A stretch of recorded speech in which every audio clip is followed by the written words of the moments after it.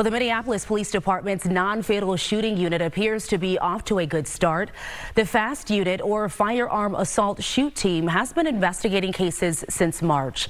Fox 9's Karen Scullin joining us now with more on how this new unit works and also what their goals are. Karen.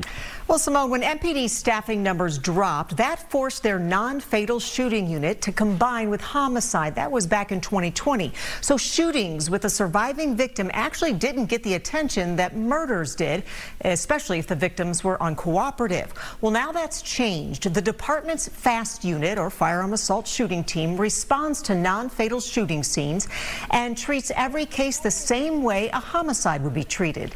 Last year, the clearance rate for non-fatal shootings was about 40%, but this year the goal is over 60%. MPD hopes to prevent violent crime, noting that every shooting is just a failed homicide.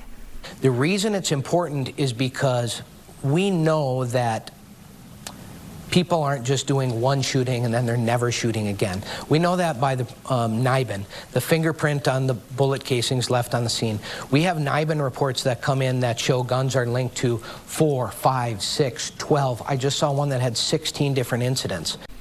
The FAST unit currently has MPD, Metro Transit, Ramsey County, BCA Bloomington, and ATF on board, but that will likely kind of ebb and flow as different agencies are able to participate. Simone? Karen, speaking of other agencies here, are any other Hennepin County cities on board?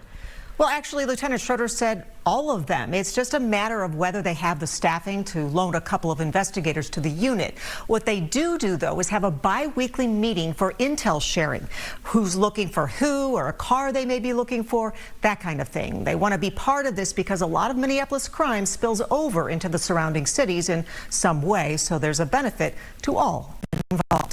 All right, Karen Scullin reporting in our studio tonight. Thank you, Karen. We are